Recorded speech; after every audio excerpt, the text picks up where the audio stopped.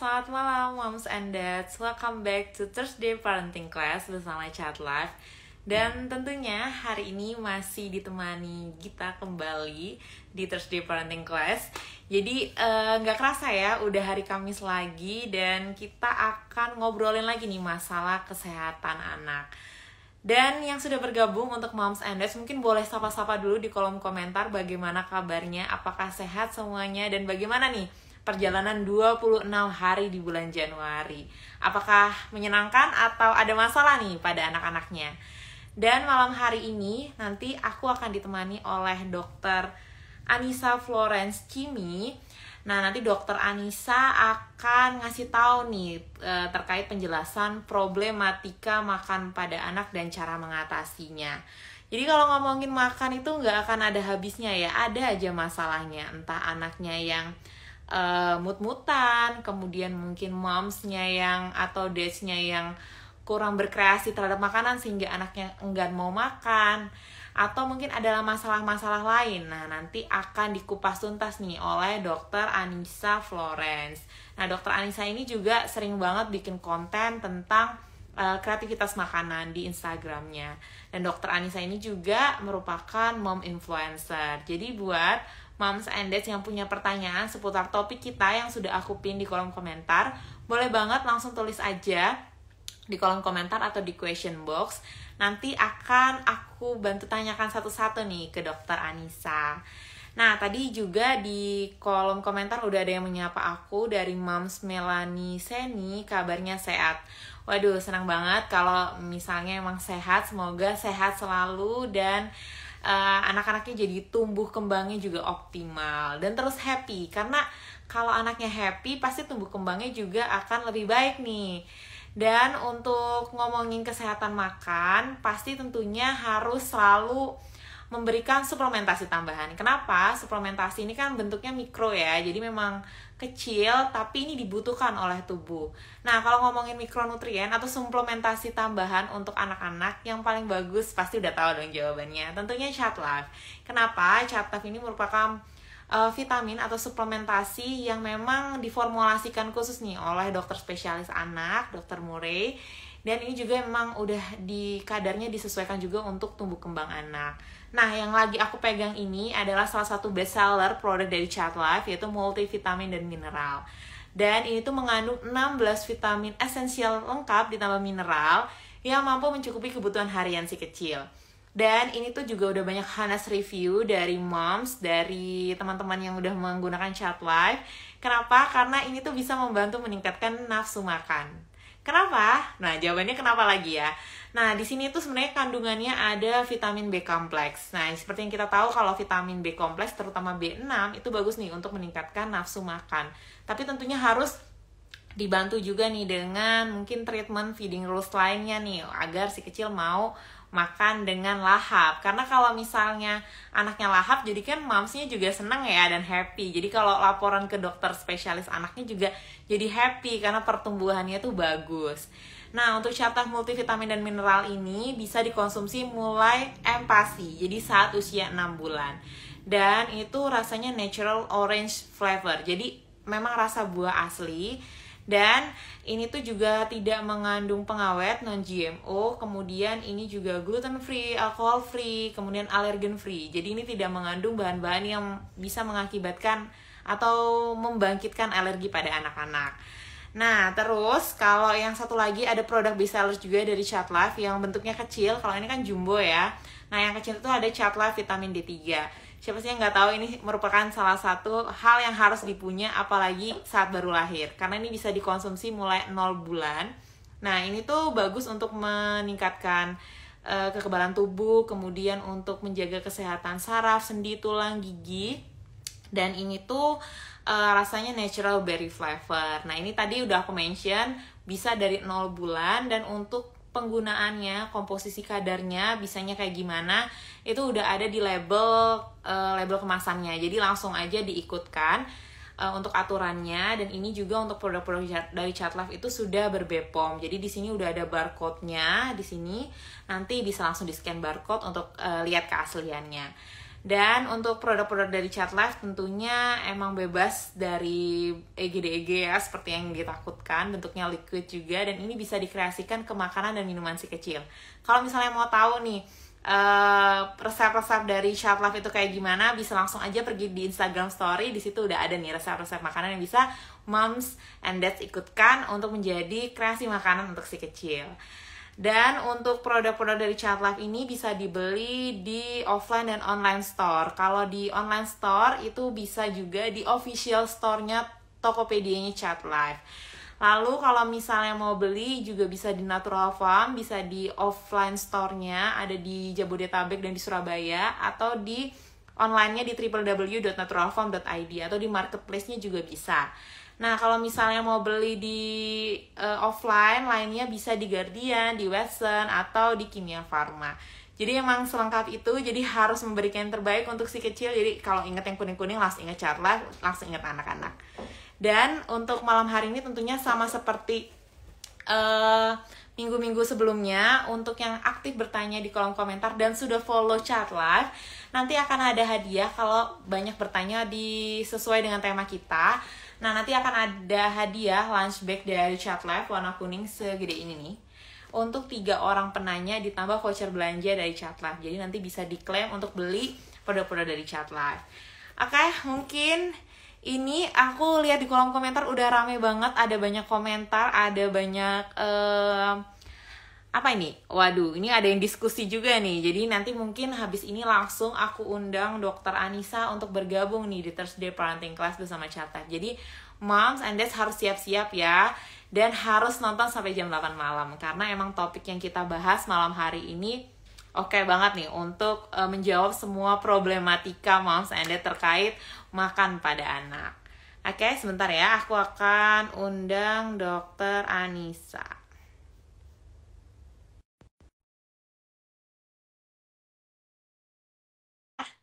Oke, iya liquid kalsium restoknya kapan? Nah, ditunggu aja ya, Mam. Soalnya memang produknya lagi out of stock, ada beberapa juga, jadi mungkin harus sabar ditunggu. Oke. Halo, Halo, dokter. halo, selamat malam, Mbak. Selamat malam, dokter. Apakah suara aku sudah terdengar, dokter? Jelas, jelas sekali. Oke, suara dokter juga sudah jelas. Apa kabar, dokter Anissa? Kabar baik, Mbak. Gimana kabarnya? Baik juga. Dan ini pertama kalinya dokter Anissa bergabung di Thursday Parenting Class bersama Chat Life ya, dok? Iya, pertama kalinya. Oke, mungkin izinkan aku perkenalan diri dulu kepada audiens dokter, jadi biar kenal juga ada apa nih di live kita malam hari ini. Jadi mungkin semuanya, halo, selamat malam, perkenalkan aku Gita dari Chat Life. Jadi setiap hari Kamis, Chat Life mengadakan Thursday Parenting Class bersama Chat Life. Dan temanya berbeda-beda, narasumbernya juga berbeda-beda. Dan untuk malam hari ini, spesial kita mau mengundang Dr. Anissa untuk ngomongin terkait problematika makan pada anak dan cara mengatasinya. Nanti yang mau bertanya bisa tulis di kolom komentar atau di question box. Kalau misalnya aktif bertanya, nanti akan ada hadiah spesial dari Chat Life untuk 3 orang penanya, dan jangan lupa untuk follow Chat Life. Oke, mungkin itu Dr. Anissa dari aku. Mungkin gantian nih Dr. Anissa perkenalan diri terlebih dahulu. Oke, hai, selamat malam semuanya. Jadi, kenalkan, aku tuh Dr. Anissa. Aku aktif di Instagram untuk mengedukasi seputar ASI dan MPASI. Karena kebetulan aku juga seorang dokter umum dan juga seorang konselor MPASI dan ASI. Nah, seperti itu, Mbak. Oke, dan aku lihat banyak banget konten-konten terkait kreasi makanan juga ya, terutama untuk MPASI ya, dok ya. Nah, nanti ini mungkin sesuai juga nih dengan pembahasan kita terkait problematika makan pada anak dan cara mengatasinya. Mungkin problematikanya biasanya ditemukan saat empati, apalagi yang baru jadi orang tua biasanya agak pusing nih, kok anaknya nggak mau makan, terus mungkin menu makanan itu aja. Nanti bisa nih langsung tulis aja di kolom komentar. Nah, mungkin di pertanyaan pertama, kalau ngomongin pola makan, berarti kan dari empati nih, dok. Sebenarnya membentuk pola makan yang baik sejak dini itu kayak gimana sih, dok, caranya? Oke, jadi sebenarnya membentuk pola makan yang baik sejak dini yang harus pertama kali dilakukan orang tuanya harus mempunyai pola makan yang baik dulu. Jadi ketika orang tuanya mempunyai pola makan yang baik, maka dia akan lebih gampang nih untuk mengajarkan atau memberikan kepada anaknya dengan makanan yang baik juga. Jadi memang kalau dikatakan pola makan yang baik itu tidak bisa terjadi hanya dalam beberapa hari ya Mbak, karena yang namanya proses MPASI mungkin kalau kata orang-orang MPASI itu hanya sampai 2 tahun, tapi ternyata proses MPASI itu sebenarnya adalah awal dari yang namanya pola makan yang baik. Bukan berarti ketika anaknya mungkin udah berusia 2 tahun, ibunya nggak menerapkan pola makan yang baik juga, salah banget. Karena MPASI adalah dasar yang tentunya harus dilanjutkan nantinya sampai mungkin anaknya dewasa. Makanya yang namanya pola makan yang baik itu nggak hanya anaknya, keluarganya, orang tuanya, semuanya harus mempunyai pola makan yang baik. Oke, jadi harus dimulai dari orang tuanya dulu ya dok ya, mencontohkan yang baik dan benar juga. Jangan sampai nyuruh anaknya makan sayur, tapi orang tuanya sendiri tidak menerapkan makan sayur. Kan jadinya anaknya juga bingung, kok orang tuanya nggak makan, kok aku disuruh makan. Kemudian mungkin kalau dari yang aku baca-baca dan ngobrol, ternyata kalau untuk menerapkan empati, ternyata harus makanan yang dimakan oleh keluarga itu ya dok. Itu benar apa enggak sih dok?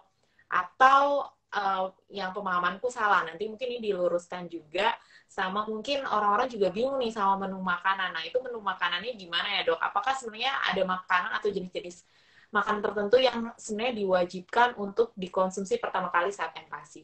Oke, jadi kalau dari WHO, IDAI, UNICEF ini mempunyai suatu panduan yang sama soal MPASI, yaitu adalah makan-makanan yang harus dimakan oleh anak MPASI adalah yang memenuhi secara makro dan mikronutrien. Nah, makronutrien ini kan terdiri dari karbohidrat, protein, dan lemak. Nah, protein ada 2 nih Mbak, ada protein hewani dan protein nabati. Kebetulan nih Mbak, kemarin itu tanggal 25 Januari itu adalah Hari Gizi Nasional nih. Jadi tema Hari Gizi Nasional di tahun ini adalah konsumsi protein hewani untuk menghindari yang namanya stunting. Jadi yang diutamakan untuk pemberian makan pada anak adalah protein hewani. Tapi bukan berarti kita tidak boleh memberikan protein nabati, boleh tetap diberikan, tapi yang lebih utama adalah protein hewani. Kemudian yang kedua adalah mikronutrien nih Mbak. Nah, mikronutrien ini biasanya paling banyak dipenuhi dari sayur dan buah-buahan. Memang mikronutrien atau sayur dan buah-buahan ini tidak dibutuhkan dalam jumlah yang sangat banyak. Dia hanya dibutuhkan dalam jumlah yang cukup tertakar sehingga bisa memenuhi kebutuhan sehari-hari anak. Seperti itu. Oke, jadi memang harus seimbang ya antara makro dan mikronutriennya agar tumbuh kembangnya juga optimal dan sesuai juga dengan slogan Hari Gizi yang baru aja kemarin nih ya dok. Dan tentunya kalau ngomongin tentang stunting itu kan masalah yang saat ini juga masih jadi bahan perbincangan dari pemerintah dan praktisi-praktisi kesehatan yang memang jadi concern penting. Dan di sini juga udah mulai banyak yang curhat nih dok, salah satunya dari Moms Umi 8712. Katanya anaknya itu susah, anaknya cuma makan mie sama roti aja, jadinya bingung nih harus mengatasinya seperti apa. Jangankan sayur buah juga nggak mau dok. Nah itu gimana sih dok kalau misalnya anaknya udah strict nggak mau makan sayur dan buah? Apakah ada metode-metode khusus nih yang bisa jadi solusi untuk moms and dads yang punya masalah demikian? Oke, jadi memang sayur dan buah itu dalam panduan MPASI secara nasional dan internasional memang tidak dibutuhkan dalam jumlah yang banyak. Tapi yang sering dilupakan oleh para ibu adalah mereka menganggap bahwa pemberian sayur dan buah itu tidak penting dari awal. Nah, itu salah besar. Padahal sebenarnya sayur dan buah walaupun memang takarannya yang dibutuhkan sedikit, tetap penting diberikan dari awal. Kenapa? Karena semakin awal kita memperkenalkan yang namanya sayuran dan buah-buahan, maka toleransi anak terhadap sayur dan buah-buahan ini akan semakin baik. Biasanya nih anak-anak yang mungkin pada usia toddler nih Mbak, toddler itu kan di atas usia 1 tahun ya, di atas usia 1 tahun itu karakter anak akan berbeda dengan anak yang di bawah usia 1 tahun. Kenapa? Karena di bawah usia 1 tahun ini mereka sudah mulai mempunyai logika, sudah mulai mempunyai keinginannya sendiri. Nah, kalau misalnya di usia 1 tahun kita baru memperkenalkan yang namanya sayur dan buah, itu sulit.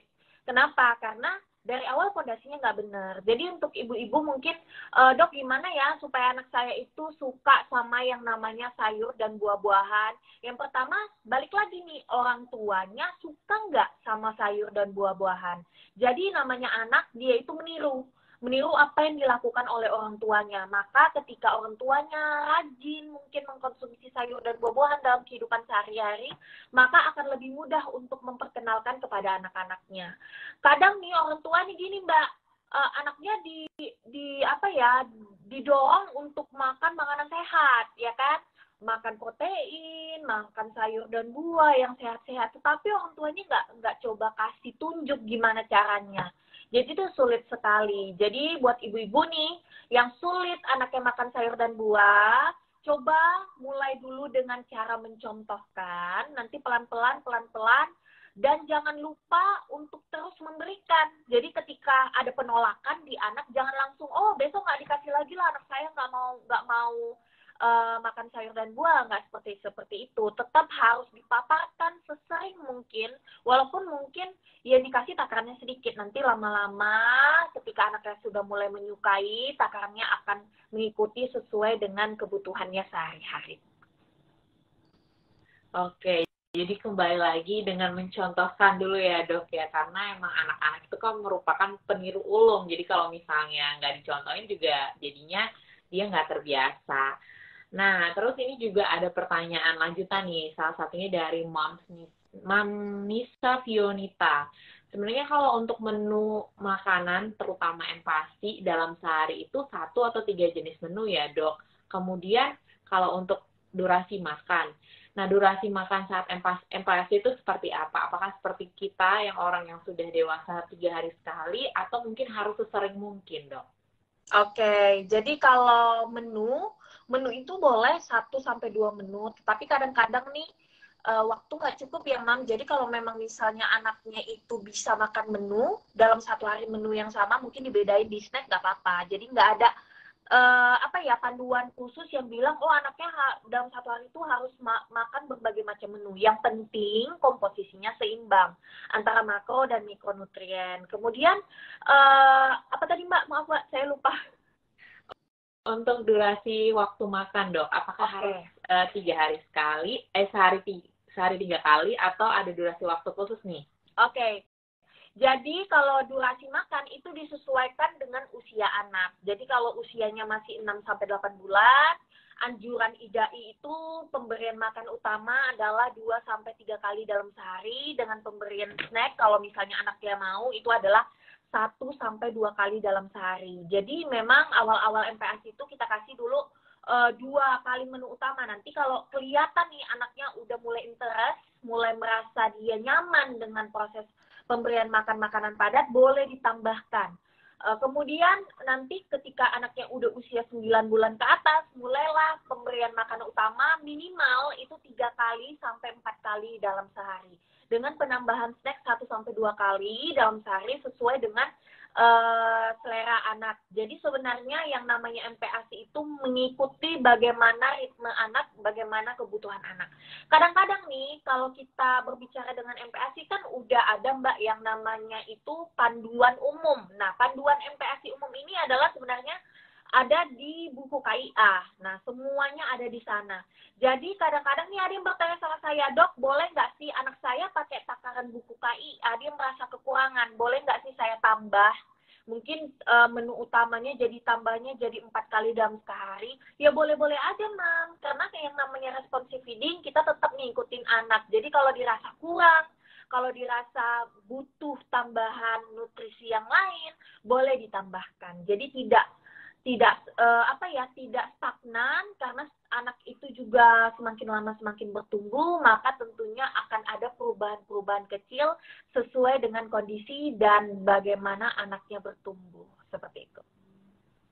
Oke, jadi disesuaikan lagi dengan kebutuhan ya dok. Dan apakah kalau setiap makan itu durasi waktunya harus sama. Jadi kalau misalnya jam 8 pagi, diterapkan jam 8 pagi gitu ya dok ya. Kayak kalau nggak salah aku dengar tuh kayak gitu.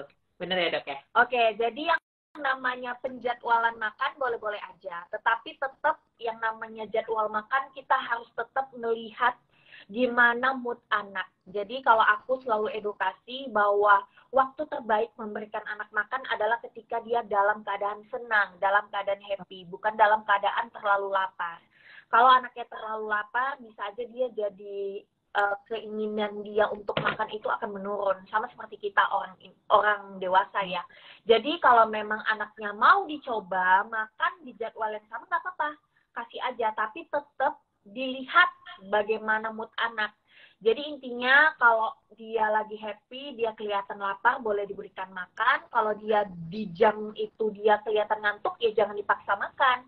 Tetap harus tidur dulu, seperti itu. Jadi yang namanya jadwal itu tetap harus disesuaikan dengan bagaimana perasaan anak, bagaimana kondisi anak. Tidak benar-benar kita hanya memikirkan, oh ini jam 8 anaknya harus makan, rupanya anaknya ngantuk, terus dipaksa makan. Jangan seperti itu. Kita tetap harus menghargai bagaimana mood anak dalam makan.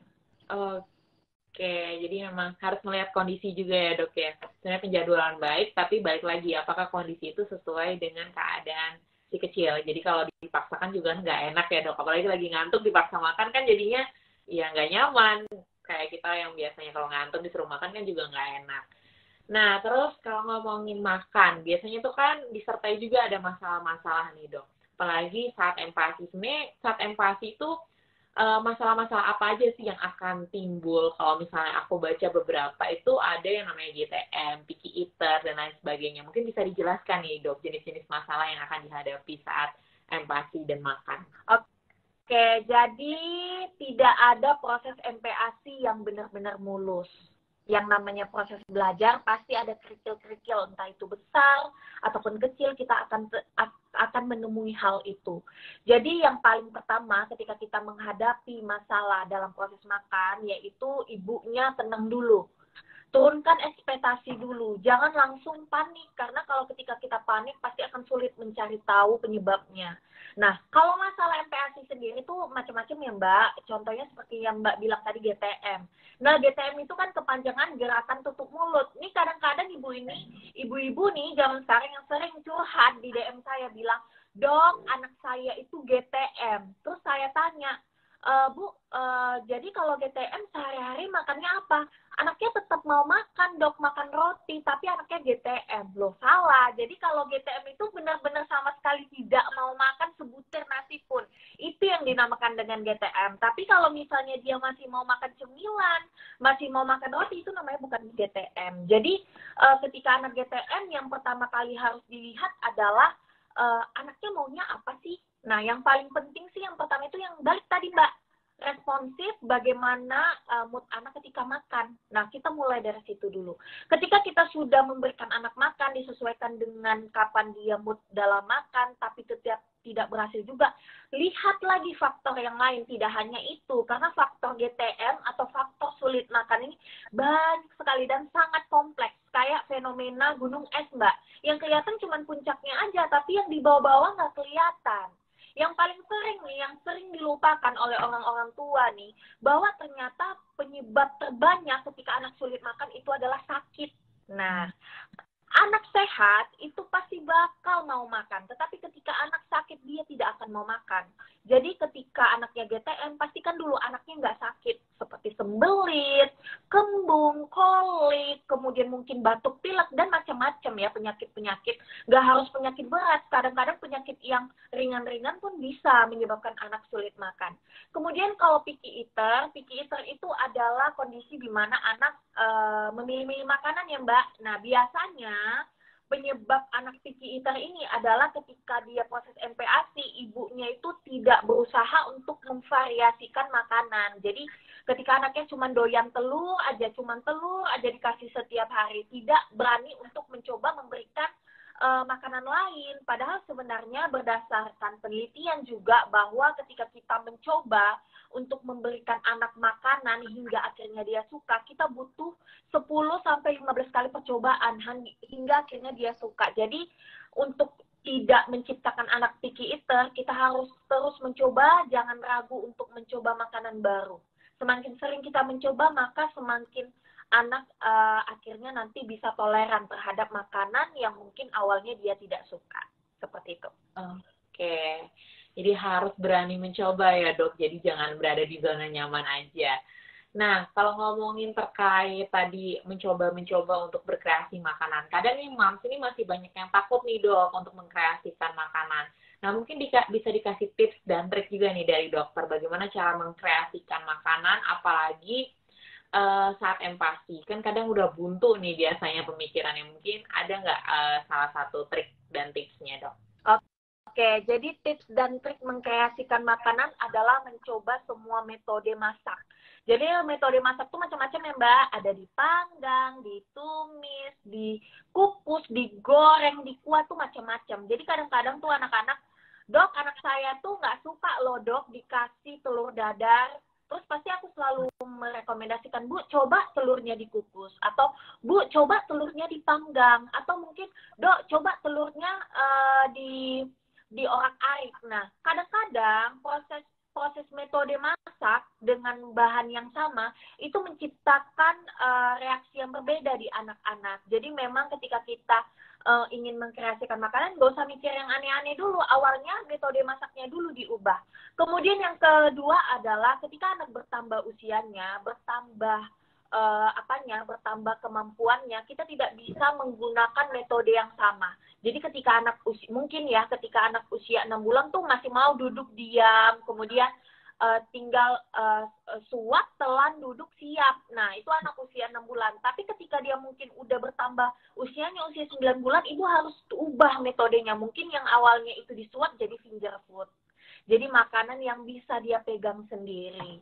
Nah, seperti itu. Jadi nggak usah mikir yang aneh-aneh untuk mengkreasikan makanan. Awalnya ubah dulu metode masaknya, kemudian ubah cara penyajiannya. Itu adalah hal yang paling mudah untuk kita mengkreasikan makanan. Oke, jadi triknya tadi bahan makanannya tepat, tapi cara pengolahannya ya Dok ya, dikreasikan metodenya. Nah, jadi mungkin untuk moms and dad bisa dicoba nih nanti pagi mungkin ya, kalau misalnya anaknya mau lebih mencoba rasa-rasa yang lain, karena kan dengan metode yang lain itu kan juga rasanya atau flavornya berbeda. Dan ada juga nih Dok yang curhat, kayak anaknya masalah mengemut makanan. Nah, ini gimana nih Dok? Apakah mengemut makanan ini baik? Terus ngatasinya gimana sih Dok?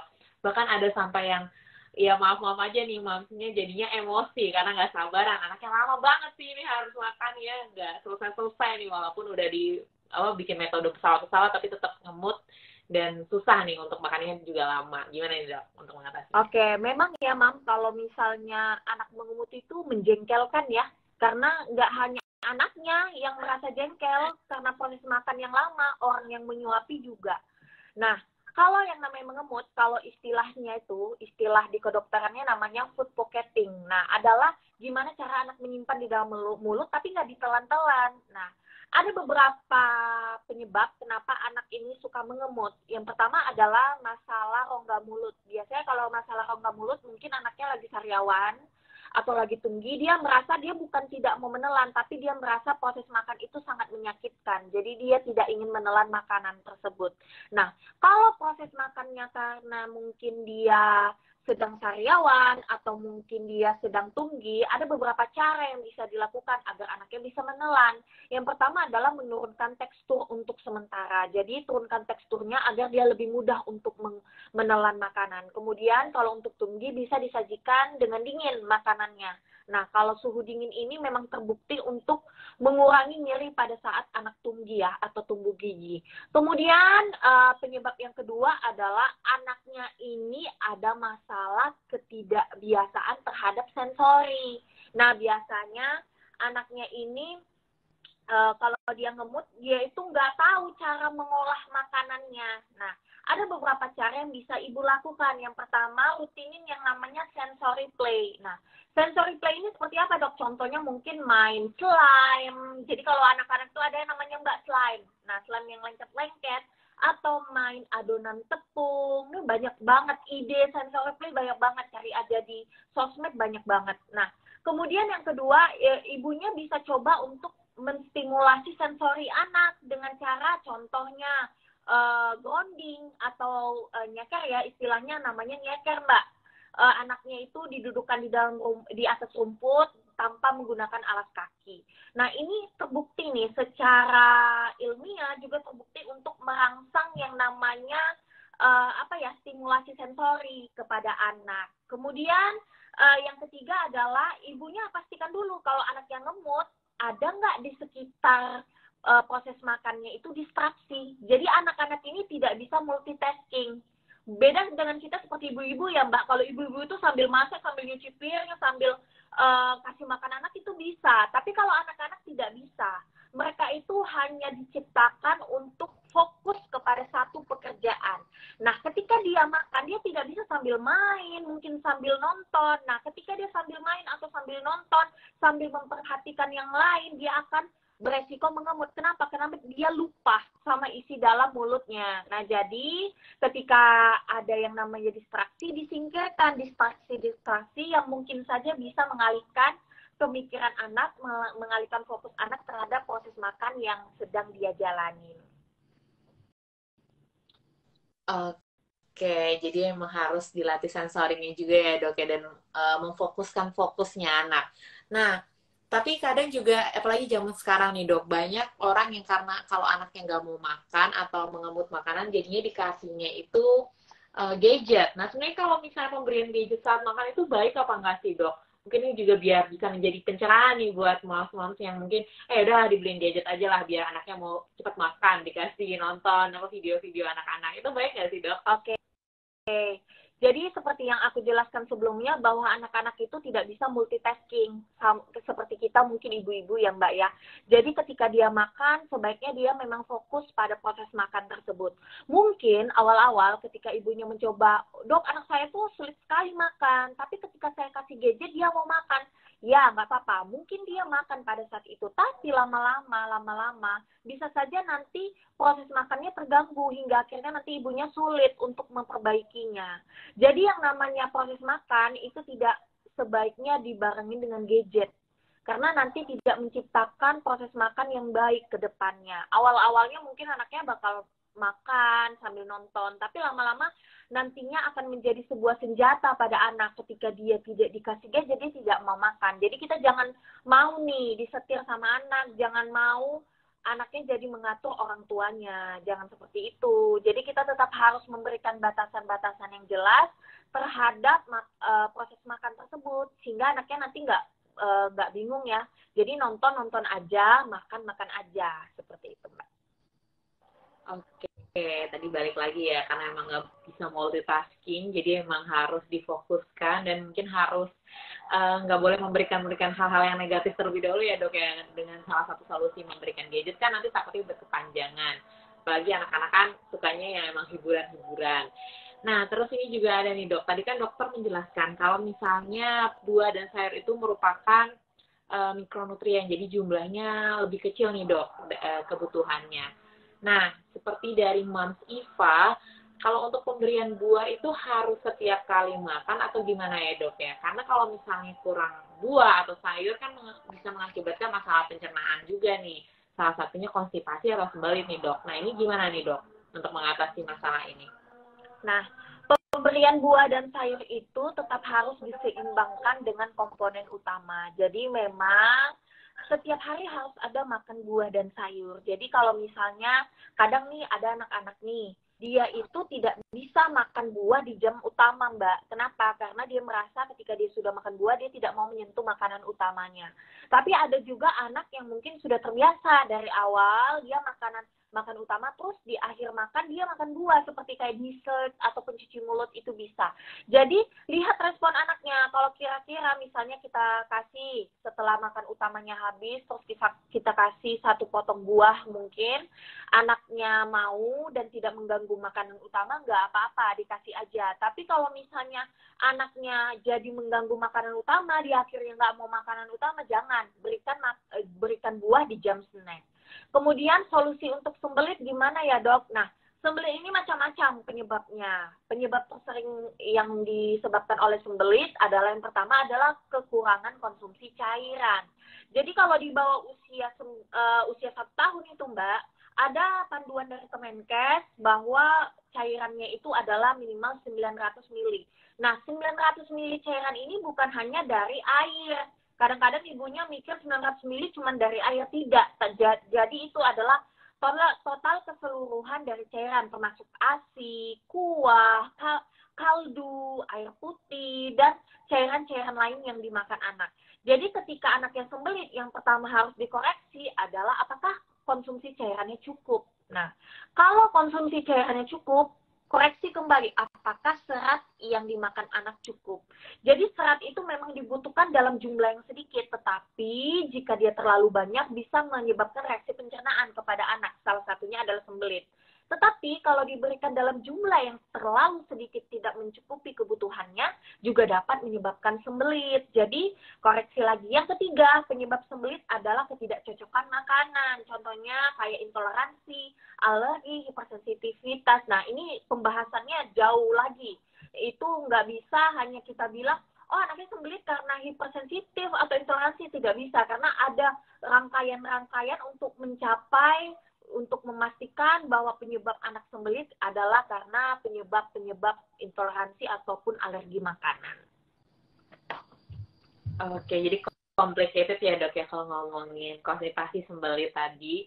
Jadi memang harus ditemukan nih akar penyebabnya seperti apa, dan mungkin emang tiap anak kan juga berbeda-beda ya, jadi nggak bisa disamaratakan juga untuk penyebabnya. Nah, kemudian kalau misalnya ngomongin makan, pasti kan ada yang namanya nafsu makan nih dok.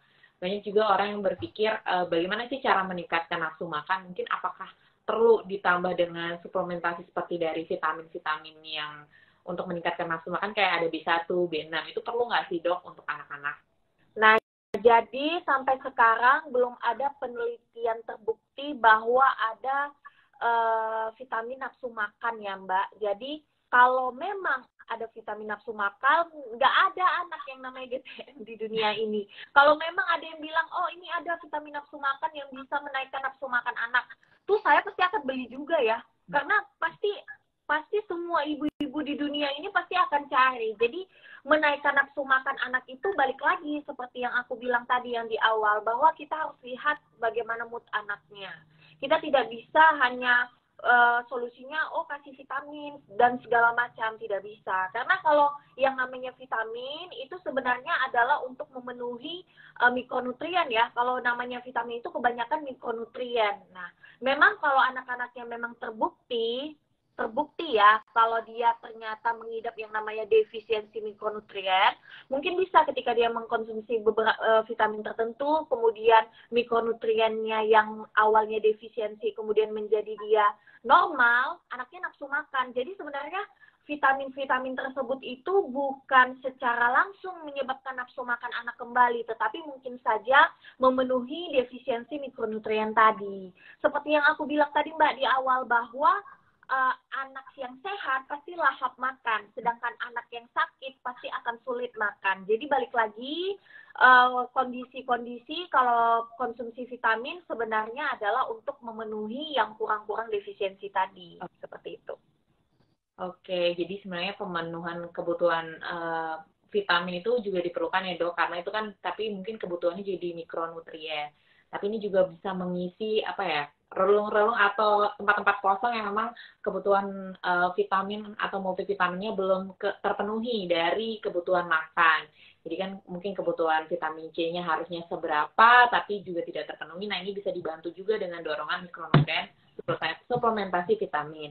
Nah, mungkin kalau ngomongin vitamin, itu juga bisa nih diberikan dari produk dari ChatLife. Karena ChatLife ini sebenarnya ada banyak produknya, dan salah satu yang memang best seller banget itu ada multivitamin dan mineral. Jadi emang udah ada 16 vitamin esensial dan mineral yang bisa membantu nih untuk memenuhi kebutuhan mikronutrien yang memang belum tercukupi. Dan ini juga bisa dikreasikan ke makanan dan minuman si kecil karena bentuknya liquid, dan ini juga bahan-bahannya bersifat natural. Dan tentunya ini juga memang dari penelitian langsung dari dokter spesialis anak juga di Amerika, jadi memang kandungannya juga sudah dipertimbangkan untuk anak dan bisa untuk usia 6 bulan. Jadi mungkin bisa menjadi salah satu solusi. Jadi kan kalau ngomongin anak kan jadi kayak harus ikhtiar terus ya dok, yang mencari mana nih yang terbaik buat anak, karena memang anak kan belum bisa menyuarakan dia pinginnya seperti apa. Bahkan banyak banget nih dari tadi aku lihat di kolom komentar yang anaknya tuh mut-mutan untuk makan. Sampai orang tuanya kayak udah capek, udah emosi, udah pusing nih harus kayak gimana. Nah, terus mungkin ada salah satu lagi nih tantangan dalam makan ketika anak lagi sakit nih dok. Apakah ada tips dan trik tersendiri nih dok untuk membantu mengatasi makan pada anak yang sakit? Oke, jadi kalau anak sakit itu yang pertama harus dilakukan oleh ibunya bersabar. Karena yang namanya sakit itu adalah tidak enak ya Mbak ya. Sama kayak kita kalau sakit pasti tidak selera untuk makan. Jadi buat ibu-ibu yang mungkin anaknya sakit, ada beberapa tips nih dari aku yang selalu aku lakukan di kedua anakku. Yang pertama adalah berikan makanan dengan porsi yang kecil tetapi sering. Jadi jangan langsung kasih makan yang banyak, tapi berikan porsi yang kecil-kecil tetapi sering. Kemudian yang kedua, berikan makanan-makanan yang mudah ditelan. Jadi boleh diturunkan teksturnya, atau mungkin boleh memberikan makanan yang anak sukai. Jadi kalau misalnya anaknya itu suka telur, untuk sementara nggak apa-apa makan telur sama nasi aja, atau bubur telur, seperti itu ya.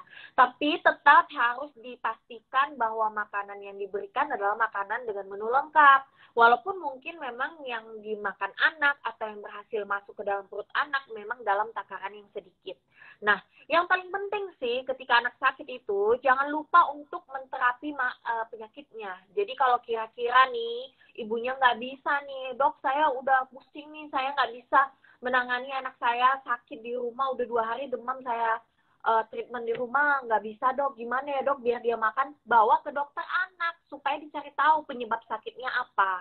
Nah, ketika anak udah diterapi, sudah ditreatment, nanti akhirnya dia kan bakal sembuh. Nah, ketika dia sudah sembuh, maka disitulah saatnya ibu mencoba untuk memberikan nutrisi lagi, untuk memenuhi nutrisi yang berkurang di saat sakit. Jadi yang namanya proses sakit itu kita memang harus bersabar ya. Yang paling penting sih bagaimana cara kita untuk mencegah anak dari sakit. Jadi ketika anak sakit itu akan lebih sulit diberikan makan daripada kita mencegah anak sebelum sakit. Jadi pastikan anaknya itu mengkonsumsi makanan dengan menu seimbang, pola hidup yang sehat. Akhirnya nanti ke depannya anaknya jangan sakit dan tumbuh kembangnya juga sesuai KMS dan optimal. Jadi harus ditanggulangi masalah sakitnya ya dok ya. Karena emang kan kalau lagi sakit juga nggak bakal nafsu untuk makan ya dok ya. Jadi emang harus memastikan juga nih untuk si kecil harus tetap sehat. Karena kan kalau udah sakit juga nanti akan complicated. Bukan cuma makan aja, masalah tidur juga akan terpengaruhi. Nah, terus sebenarnya ini banyak banget pertanyaan dan salah satunya ini nih dok. Ini juga aku penasaran kan kalau anak itu kan merupakan peniru ulung nih. Nah, sebenarnya boleh nggak sih mengenalkan anak dengan memperlihatkan makan bersama saat usia 4-5 bulan pertama sebelum dia empati. Jadi ini biar bisa jadi cara efektif juga nih ketika dia nanti memasuki masa empati dan dia mau makan. Ini pertanyaan dari Moms Amalia. Boleh, jadi kalau misalnya ibunya sedang makan, anaknya boleh juga contohnya mungkin disuapin ASI, pakai sendok. Seolah-olah anaknya itu lagi makan ya, padahal sebenarnya yang disuapin itu adalah ASI. Jadi ketika ibunya sedang makan, ayahnya sedang makan, anaknya boleh nggak sih dok disuapin pakai sendok dengan ASI? Boleh, kenapa nggak boleh? Jadi kita namanya bukan kalau istilah di sosmed nih mbak, ada namanya dok perlu nggak ya anak saya usia 5 bulan sebelum usianya 6 bulan untuk MPASI saya kasih MPASI perkenalan. Nggak ada yang namanya MPASI perkenalan. MPASI itu langsung MPASI beneran, langsung MPASI sesuai dengan rekomendasi IDAI. Jadi kalau usia 5 bulan mau diperkenalkan yang namanya rutinitas MPASI boleh, suapin pakai ASI, pakai susu boleh. Jadi anaknya itu paham dulu kondisi makan seperti apa, mungkin boleh dicoba untuk duduk di kursinya, atau mungkin kalau anaknya itu belum mampu untuk duduk tegak ya, boleh di pangku seperti itu. Jadi proses MPASI itu nggak ujuk-ujuk 6 bulan tuh anaknya didudukkan di high chair, anaknya bingung nih apa mah, apa sih ini, saya nggak ngerti apa ini yang disodorin ini apa, sendok ya? Apa anaknya nggak ngerti. Jadi usia 5 bulan itu udah bisa kita stimulasi dengan proses MPASI dengan cara menyuapi ASI gitu.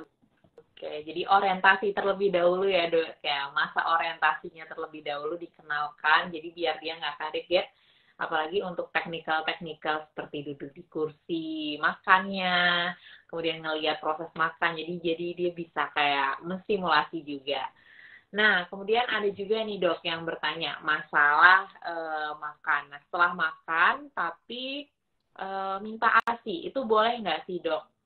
Kalau habis makan, ngantuk dan minta ASI. Apakah boleh langsung diberikan atau ada jeda waktu khusus nih dok? Oke, jadi untuk anak usia di bawah 1 tahun, memang kan kebutuhan ASINya masih cukup banyak ya Mbak ya. Terutama usia 6-8 bulan. Nah, usia 6-8 bulan itu ASINya masih 70%. Sedangkan MPASI-nya 30%. Jadi ketika anaknya itu setelah makan mungkin jeda setengah jam atau 1 jam dia ngantuk. Dia pasti bakal minta nenen untuk ngantuk. Untuk dia tidur, nggak apa-apa, kasih aja, Mam. Kadang-kadang nih, ibu-ibu ketika anaknya MPASI langsung tuh di cut off semua ASI. Padahal yang namanya MPASI kan makanan pendamping ASI, di mana ASINya tetap diberikan.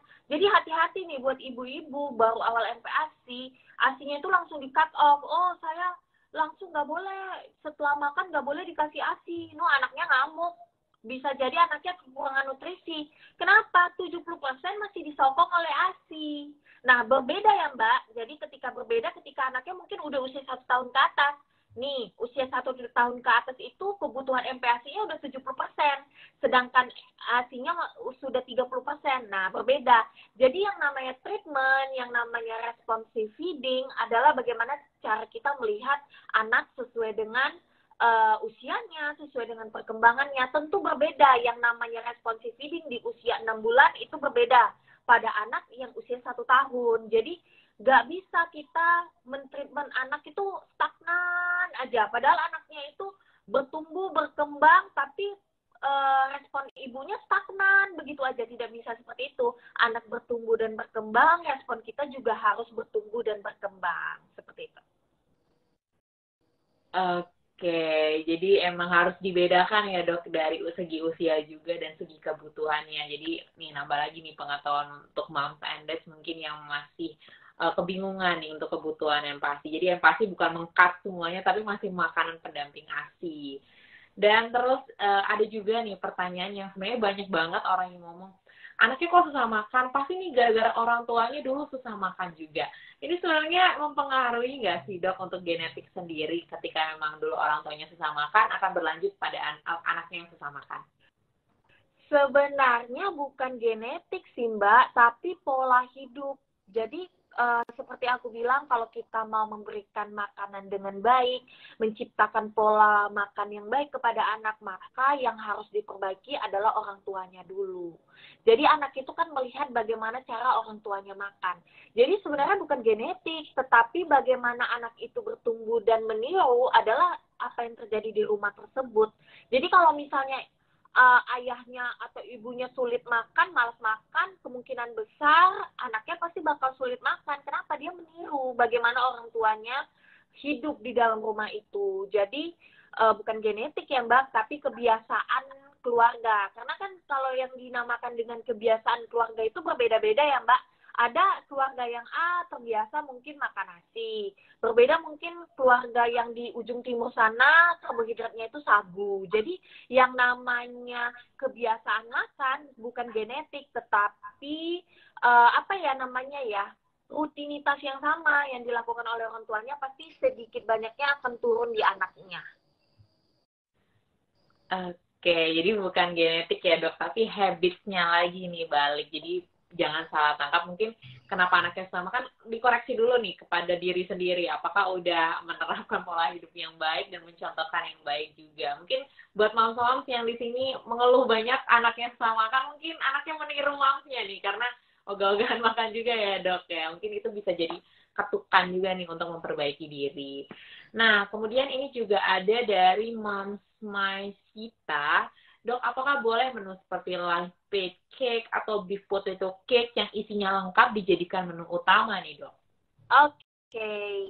Jadi ini kan sebenarnya menu ini adalah menu finger food ya. Boleh nggak sih dok kalau misalnya dijadikan menu utama? Ya boleh. Boleh, asalkan kan menunya lengkap. Jadi kalau di akun saya itu kan ada namanya liver cake. Itu adalah kue hati yang di dalamnya itu ada hati ayam atau hati sapi. Boleh nggak sih dok saya jadikan menu lengkap? Boleh, boleh ditambahkan nasi di dalamnya atau mungkin boleh ditambahkan kentang ataupun ubi, boleh.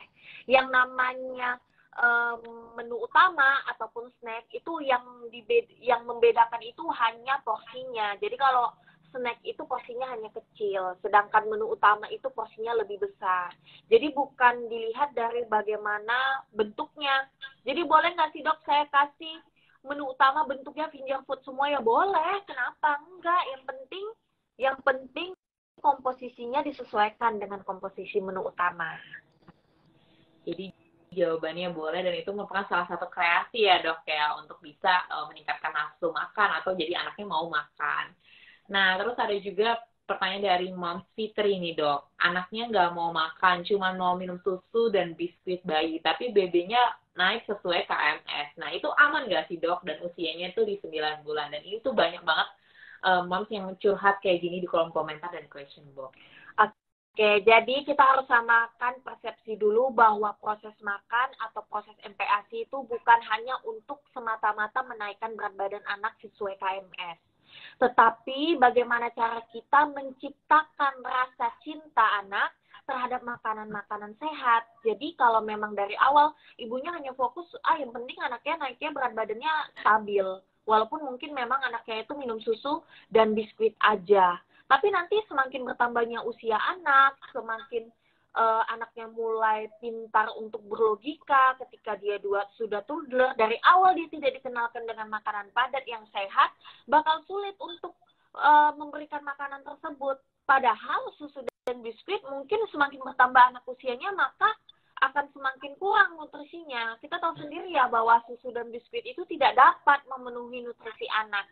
Jadi kita harus samakan mindset. Yang namanya proses belajar makan, yang namanya MPASI bukan hanya untuk semata-mata supaya berat badannya sesuai KMS, tidak. Tapi bagaimana cara kita menciptakan makan anak supaya anaknya itu happy, supaya anaknya itu suka makan makanan sehat. Seperti itu. Tentunya kalau ditanya aman nggak sih dok? Tentu nggak aman.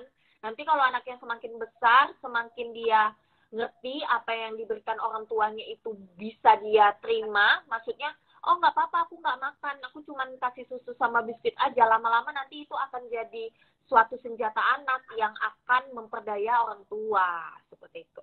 Oke, jadi bukan semata-mata karena berat badannya naik ya dok ya, tapi kan sebenarnya itu pembentukan dari cinta terhadap makanan. Nanti takutnya berkelanjutan juga ya dok ya, seiring bertambahnya usia jadi memang nggak suka makan dan akan sulit dan jadi bumerang juga untuk dirinya sendiri.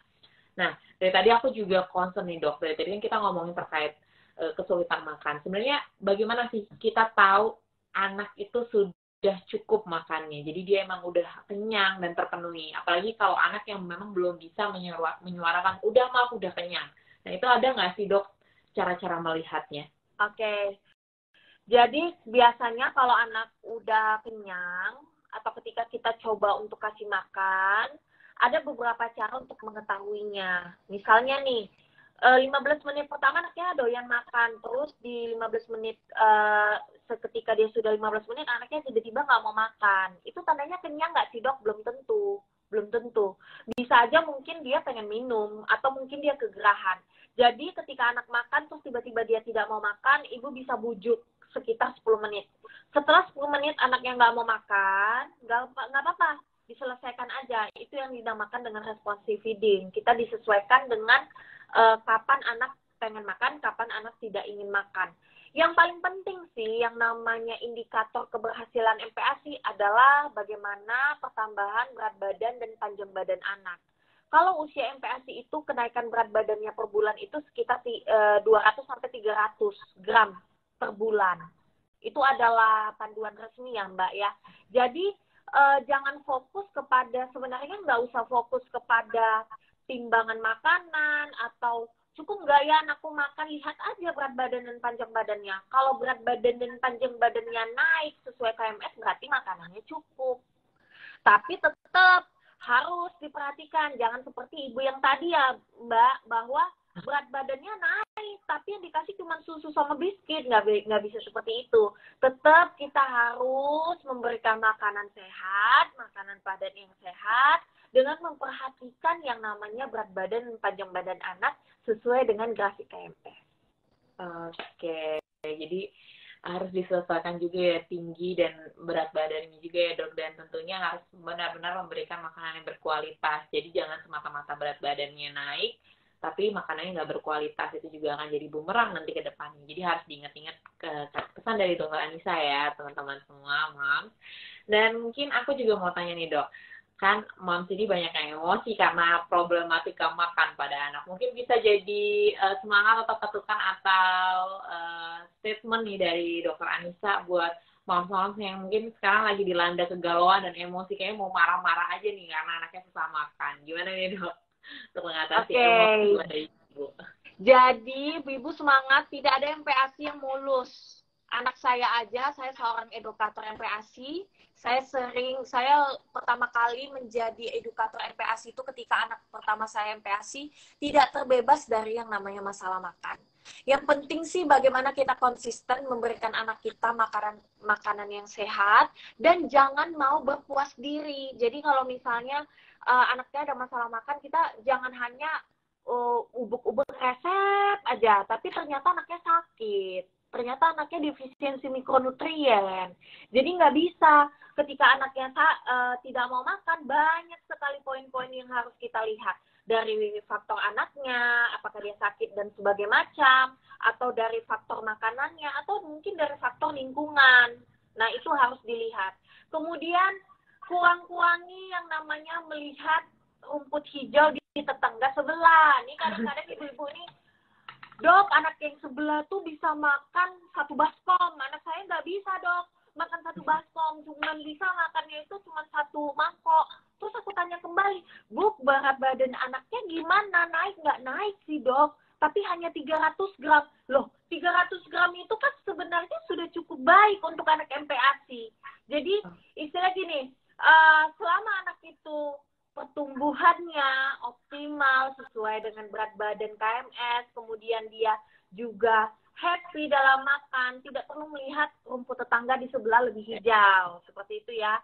Tetap kita fokus kepada anak kita, karena karakter anak itu berbeda-beda, belum tentu nih tips dari yang sebelah sana cocok nih untuk anak ibu.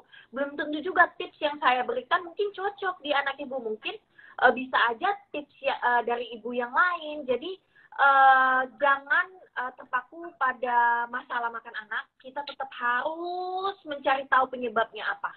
Kalau misalnya udah buntu, aduh dok, saya nggak tahu, udah langsung aja ke dokter anak, tidak usah ditunggu. Langsung ke dokter anak, minta bantuan kepada profesional, seperti itu. Jadi emang nggak boleh ngelihat rumput tetangga ya dok. Jadi kayak hidup tuh salang sinawang ya, nggak pernah ada yang tahu nih. Jadi emang harus mencoba terus dan mengoptimalkan yang terbaik buat anak, termasuk makan. Jadi jangan membanding-bandingkan, karena kasihan juga nih kalau anaknya dibanding-bandingkan walaupun dia belum bisa ngomong, tapi kan namanya anak pasti kan perasa ya dok ya. Apalagi karena banting antara ibunya sendiri yang mengandung 9 bulan 10 hari.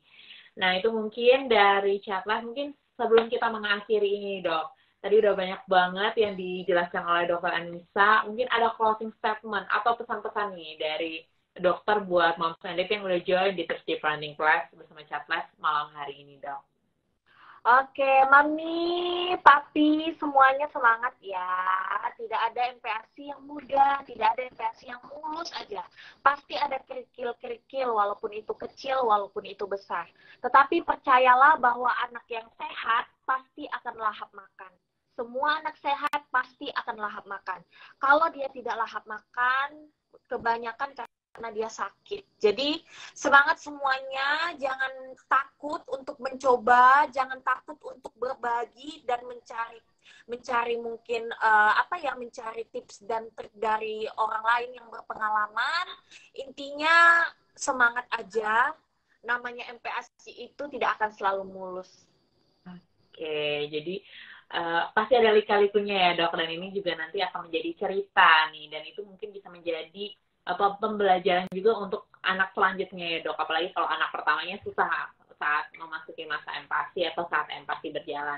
Jadi buat moms and dad harus semangat terus untuk selalu memberikan yang terbaik buat si kecil. Dan kalau misalnya tadi ketinggalan untuk kelas kita malam hari ini, tenang aja, rekamannya nanti akan aku simpan, jadi bisa ditonton berulang. Dan tadi pertanyaannya mostly secara umum udah dijawab, jadi mungkin yang hampir mirip-mirip nanti bisa langsung dicerna nih penjelasan dari Dokter Anissa seperti apa. Nah, untuk Dokter Anissa, terima kasih banyak untuk waktunya malam hari ini. Banyak banget ilmu yang didapatkan malam hari ini. Dan semoga bisa ngundang lagi Dokter Anissa dengan tema-tema selanjutnya nih di Thursday Parenting Class bersama Chat Live. Terima kasih juga udah yang join sampai jam 8 malam ini, dan sampai jumpa lagi di Kamis depan dengan tema dan narasumber hebat lainnya.